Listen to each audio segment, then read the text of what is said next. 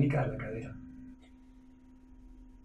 En general, la cadera es una de las articulaciones con mayor libertad del cuerpo, por ser una articulación enartrósica, es decir, esférica, y al ser una articulación esférica, es una articulación que tiene 3 grados de libertad. A nivel de los músculos que movilizan la cadera, tenemos a nivel de los abductores, tenemos glúteo medio, glúteo menor y glúteo mayor. También ayudando tensor de fascia lata.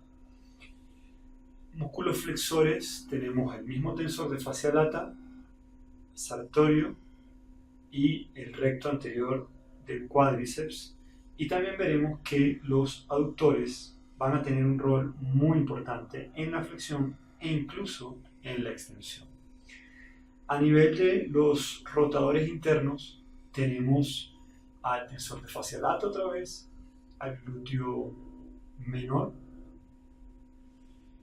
y a nivel de los rotadores externos en general tenemos a los músculos pelvitrocantéricos, es decir, el piramidal, el cuadrado crural, el obturador interno, el obturador externo, el gémino superior y el gémino inferior. Y esos 6 músculos van a formar los pelvitrocantéricos.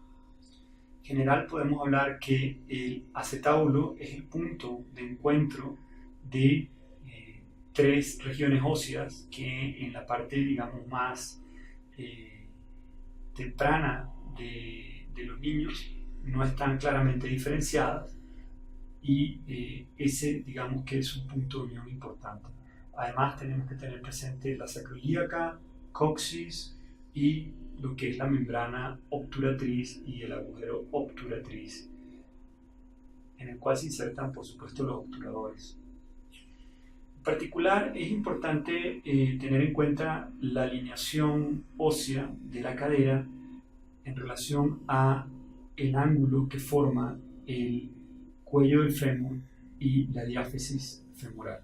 Usualmente el ángulo normal es 125 grados y cuando este ángulo disminuye estamos hablando de una coxa vara.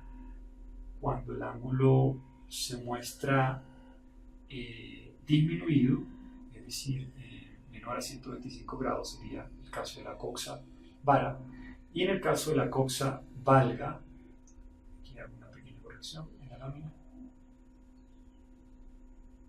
y en el caso de la coxa valga sería cuando ese ángulo aumenta. ¿Okay? Entonces, es interesante ver que el centro del fémur, el punto, digamos, podríamos considerar el centro de la superficie articular del fémur, van a tener puntos distintos de unión con el acetábulo en el caso de un fémur con un ángulo normal o un ángulo disminuido en la coxa vara. Entonces, por ejemplo, van a haber elementos positivos y elementos negativos presentes en la coxa vara. A nivel positivo, la coxa vara va a tener un aumento del brazo, el torque, el momento que va a realizar la fuerza de los músculos abductores. E incluso va a haber un elemento de aumento de la estabilidad articular. A nivel negativo, va a haber un momento del ángulo del torque sobre el cuello femoral. Ese ángulo aumenta, el ángulo del torque va a aumentar y, por supuesto, los riesgos de fractura del cuello femoral aumentan. A nivel positivo de qué situaciones se producen en la coxa valga, va a haber una disminución del brazo de fuerzas sobre el cuello femoral, lo cual disminuye el riesgo de fractura. y a nivel negativo vamos a ver una disminución del aumento del brazo de palanca sobre los músculos abductores de la cadera y por tanto perderían eficacia. A nivel del ángulo de torsión, que sería el cambio del ángulo en plano transversal, usualmente este ángulo entre lo que es un plano frontal y el ángulo del cuello femoral visto desde un punto de vista transversal, ese ángulo en personas normales estamos hablando de 10 a 15 grados hacia adelante, por eso se habla del ángulo de antetorsión. Y cuando hay una excesiva antetorsión o anteversión en inglés, va a haber la necesidad de que la persona rote internamente el fémur para mantener la congruencia articular, digamos que esa sería su posición de reposo, una tendencia a la rotación interna. Y en el caso de una persona que tenga disminución del ángulo de antetorsión, o también llamado retroversión o retrotorsión, la persona tendrá una tendencia a colocar el pie en rotación externa, en particular el fémur, para lograr la congruencia articular. Entonces, aquí lo podemos ver con mayor claridad. Cuando haya excesiva anteversión, y es el tipo de persona que va a caminar con los pies hacia adentro, y eso, digamos que es considerado normal, porque lo que está buscando la persona es mantener la posición neutra de la articulación, el cual, digamos, sería distinto al común de las personas. Estas son las personas que usualmente se sientan en W, ¿sí? O sea, son los niños que tienen una posición al sentarse con los pies, ¿sí?, en una posición de flexión de rodillas y sentado en W. Lo que mantiene, digamos que un patrón de rotación interna en fémur y externa en tibia. Por tanto, pudiera generar cierto nivel de estrés en rodilla. Bien, a nivel de la cápsula articular y de los ligamentos presentes en la cadera, tenemos el ligamento iliofemoral, el isquiofemoral, y a nivel posterior el ligamento isquiofemoral. Bien. El labrum acetabular es una extensión fibrocartilaginosa del acetábulo de forma triangular que permite aumentar la cohesión y la estabilidad de la cadera. En particular podemos ver la disposición ligamentosa de los ligamentos. Aquí tenemos en una vista anterior el ligamento iliofemoral, el ligamento isquiofemoral y el ligamento pubofemoral. Visto de una visión superior, siendo esta la parte posterior y esta la parte anterior del sujeto, podemos ver que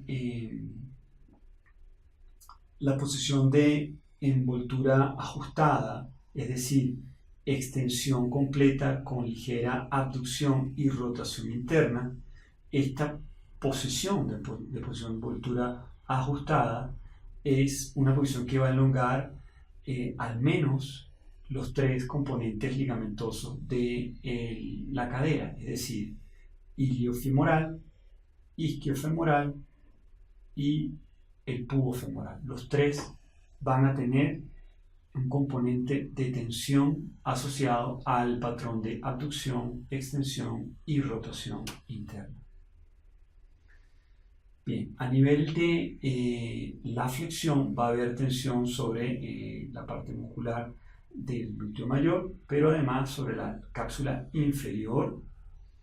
A nivel de la extensión va a haber tensión sobre el psoas mayor y sobre el ligamento iliofemoral.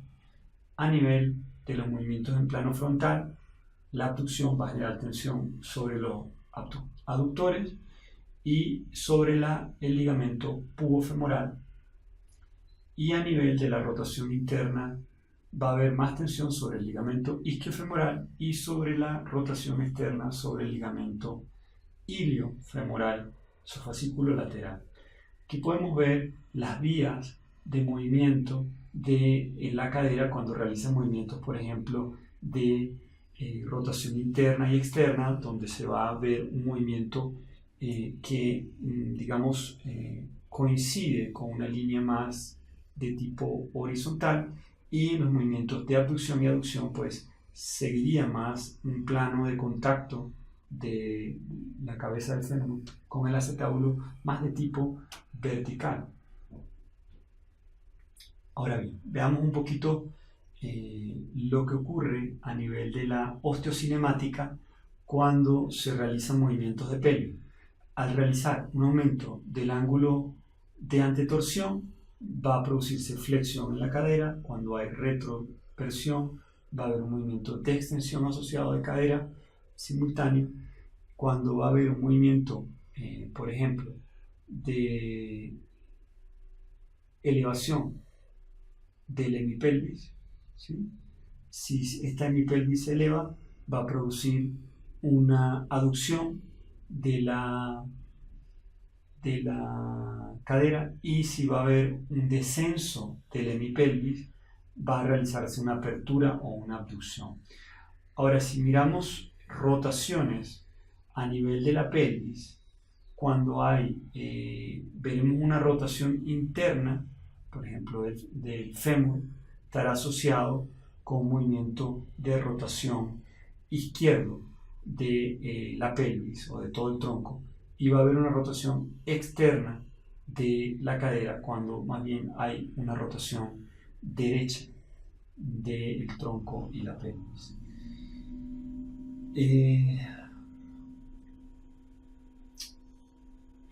Es importante mirar la relación de la lumbar con la flexión de cadera cuando hay, por ejemplo, sujetos que en supino tienen dolor o excesiva curva de lordosis lumbar.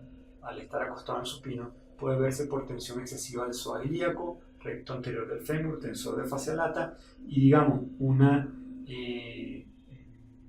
debilidad relativa o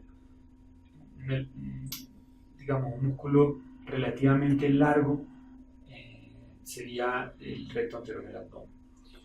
Aquí cuando hay el movimiento de flexión pues va a haber una activación no solamente del recto anterior del cuádriceps, sino también del psoas ilíaco y también del recto anterior del abdomen para estabilizar la lumbar. Por eso es que los movimientos de piernas facilitan o generan activación del abdominal por un mecanismo de estabilización innato en el cuerpo. Bien, no solamente el recto anterior, el tensor de la fascia lata, el glúteo menor y el glúteo medio son flexores de cadera, también los aductores tienen un rol en la flexión. Entonces, particularmente el pectíneo, el aductor longus y el gracilis van a tener un rol en la flexión, y veremos cómo otras partes del aductor tienen un rol más en la extensión dependiendo de la posición de movimiento del sujeto. Entonces, un gesto de deporte muy frecuente va a ser el chute o la patada de fútbol, que realiza un movimiento de flexión con aducción, y digamos que en esa posición es donde mayor énfasis trabajan los aductores. Por esto que los futbolistas, al realizar tanto este gesto, pues realizan una carga excesiva, en algunos sujetos por supuesto, sobre las estructuras de la sínfisis púbica, pudiendo generar en algún momento una pubalgia. Entonces aquí vemos un poquito el análisis de los aductores. Dependiendo de la posición, van a tener los aductores, el mayor y el largo, van a tener un rol para la extensión si hay una flexión de cadera en 90 grados, y un rol de flexión si hay más una extensión de cadera. Y en el ciclo de la marcha podemos ver que de 0 a 100, tomando en cuenta que este es un ciclo completo de marcha, desde que inicia el primer contacto del talón hasta que finaliza el último o el segundo contacto de talón. Entonces hay distintas fases: pie plano, distancia medial, despegue talón, despegue de dedo. Esta sería la fase de balanceo como tal, y esta es la fase de apoyo. Entonces, en este ciclo podemos ver que hay la carga de la fuerza articular se va a ver aumentada, sobre todo en las instancias de apoyo, ¿sí? Sobre todo entre la fase de pie plano y distancia. Esta fase de pie plano también se llama loading response o respuesta a la carga. Entonces, entre esa primera etapa y la etapa de apoyo completo, donde la cadera tiene 0 grados de extensión, es ahí donde se va a maximizar la carga y la fuerza sobre la cadera. Bien. También no solamente ocurren movimientos de flexión y extensión de la cadera, sino que además, unido al movimiento de apoyo de la cadera, hay un movimiento de rotación del tronco, lo cual produce una rotación relativa del fémur de apoyo. Entonces, al realizar una rotación que se aleja de la pelvis, va a haber una rotación de la cadera de apoyo. Al realizar ese tipo de posición, por ejemplo, cuando se está iniciando la marcha, la hemipelvis contraria está, digamos, toda la pelvis tiene una rotación. Si el pie está apoyado en la pierna derecha, todo el tronco y la pelvis tienen que ir hacia la rotación izquierda, lo cual produce una rotación externa de cadera, pasando por una posición de estancia media. Ahí la rotación sería neutra, porque digamos la pelvis está en esa posición sin mayor grado de rotación, y luego cuando el pie está en la fase de despegue de talón y ya yendo hacia la fase de despegue de dedo, la cadera ahora la pelvis realiza un movimiento de rotación derecha, lo cual produce una rotación interna de la pierna de apoyo. Entonces, el movimiento de retroversión va a ser dado por el glúteo mayor, isquiotibiales, recto anterior del abdomen y también los oblicuos, y al realizar esa retroversión, eso siempre va a estar asociado con un componente de extensión de cadera. Bien, entonces veamos un poquitico más los elementos de rotación externa. Aquí vemos en una vista superior la acción del obturador interno y el rol no solamente de rotador externo, como todos los pelvitrocantéricos, pero además de ser músculos cortos, monoarticulares, tiene un rol de estabilización. Aquí se hace un análisis de por qué el obturador interno hace, al realizar una contracción, no solamente mantiene una rotación externa, sino genera un elemento de coadaptación articular. Bien, entonces, los que habíamos mencionado ya, los pelvitrocantéricos, el piramidal, o en algunos libros lo llaman el piriforme, el obturador interno, el cuadrado crural, el obturador externo y gémino superior y gémino inferior. El obturador externo no se ve porque está en una parte más ventral. Y entonces esos movimientos se dan no solamente en cadena cinética abierta cuando hay una rotación externa, sino también en una cadena cinética cerrada, donde el pie y el fémur se mantienen en la misma posición y hay un giro de la persona hacia la rotación izquierda, produciendo una rotación externa de fémur y por tanto una activación de los músculos pelvitrocantéricos para producir dicha acción. Aquí vemos otro ejemplo de lo que pudiera ser un movimiento de cadena cinética cerrada, donde el movimiento se hace con una flexión de cadera, y aquí hay un patrón de la activación muscular de los extensores de cadera. Entonces podemos ver que en una fase, digamos, inicial, el rol más importante de forma comparativa viene a ser dado por un glúteo mayor. Hacia las fases finales, el glúteo mayor tiene un momento, digamos, menor, y luego hacia las fases finales, quien tiene un rol más importante es el semitendinoso, que va a aumentar su brazo de palanca y su protagonismo en la estabilización del tronco. Y por supuesto que los paravertebrales van a cumplir una función en isometría, mientras los músculos extensores de cadera van a tener un rol en excéntrico al realizar esta maniobra. El aductor mayor tiene un rol de palanca más o menos constante y bastante importante en la estabilización de la inclinación del tronco. Podemos ver un análisis, seguimos con los torques ahora, pero ahora siendo analizados desde un plano frontal.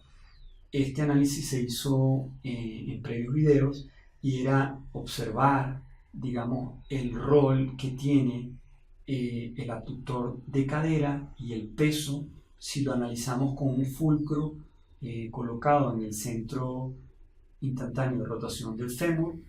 Podemos analizar que tenemos un glúteo mayor con un torque, digamos, con un brazo de palanca poco menor que comparado que el peso. El peso puede ser hasta 3 veces mayor al momento, al brazo de palanca que tiene el abductor, digamos, y entonces tanto el glúteo, la fuerza que genera el glúteo medio, los abductores en general y el peso general van a estar en torno al centro instantáneo de rotación. Aquí hay un análisis donde se toma como el brazo del peso de 8 centímetros y el brazo de palanca del abductor de 4 centímetros, siendo prácticamente el doble, y considerando el peso corporal, dando un estimado. Entonces se está realizando un equilibrio de los torques y un equilibrio de la fuerza para resolver, digamos, cuál sería, digamos, en este problema se está tratando de responder cuál sería la fuerza de reacción de la cadera en una persona que tiene 171 libras de peso, es decir, en newton serían 160 newton, y suponiendo unas medidas antropométricas que se dan acá. Entonces, en este video es interesante el primer despeje que se va a realizar va a ser la fuerza realizada por el abductor y se obtiene al igualar el torque en una condición de equilibrio. El torque del músculo es igual al torque del peso, por tanto, despejando, se tiene que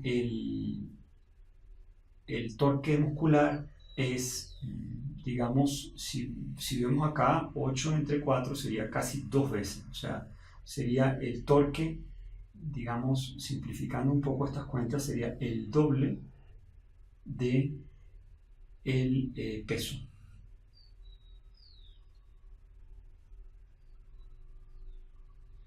Entonces, cuando hacemos una ecuación de equilibrio de fuerza, ahí se igualarían las fuerzas. La fuerza superior es igual a la fuerza de descenso y tenemos la fuerza superior, en este caso sería la fuerza de reacción en la cadera, las fuerzas descendentes serían la del glúteo medio y la del peso como tal. Entonces tenemos que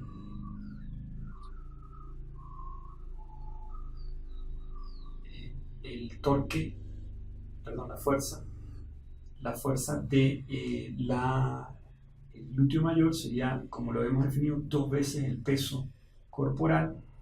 Entonces la fuerza reactiva sería 2 veces el peso corporal más una vez el peso corporal, o sea, aproximadamente 3 veces body weight, es decir, 3 veces el peso corporal. Entonces este es un análisis sencillo de entender por qué el nivel de carga de la cadera, por qué los desgastes que ocurren en esa articulación, porque usualmente los brazos de palanca que actúan, las fuerzas reactivas que que actúan sobre la cadera, estamos hablando de 3 veces, al menos 3 veces el peso corporal. En particular, cuando una persona empieza a tener dolor de cadera, lo ideal es disminuir esa fuerza de reacción de fuerza, esa fuerza compresiva que se da a nivel del cartílago, y muchos pacientes se confunden o se desorientan de dónde poner, digamos, el bastón. Entonces, este es un análisis que nos permite entender por qué el bastón va del lado contrario de la cadera. El bastón, al ser colocado del lado contrario, va a generar una fuerza, va a generar un torque que, ascendente, y va a compensar el torque final. Y si se pudiera ver una comparativa, de 1800 se pasa a 1100, ¿sí? O sea, disminuye casi a la mitad las fuerzas compresivas, las fuerzas de reacción en la cadera. En caso contrario, en el uso de una maleta, pues evidentemente que ese torque adicional va a aumentar la fuerza compresiva y la va a pasar, digamos, de 2000 newton a ya casi 3000 newton, ¿sí? Es decir, estaríamos agregando, pues en vez de 3 veces el peso corporal, una maleta ligeramente liviana, que en este caso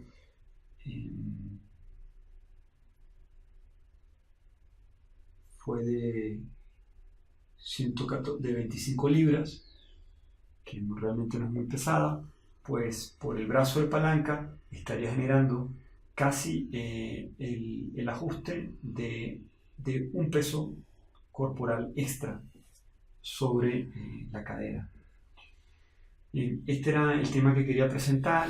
Ahora se abre el espacio para las preguntas, pueden ser vía chat o vía campus virtual. Gracias por su atención, gracias por su tiempo, que tengan muy buen día.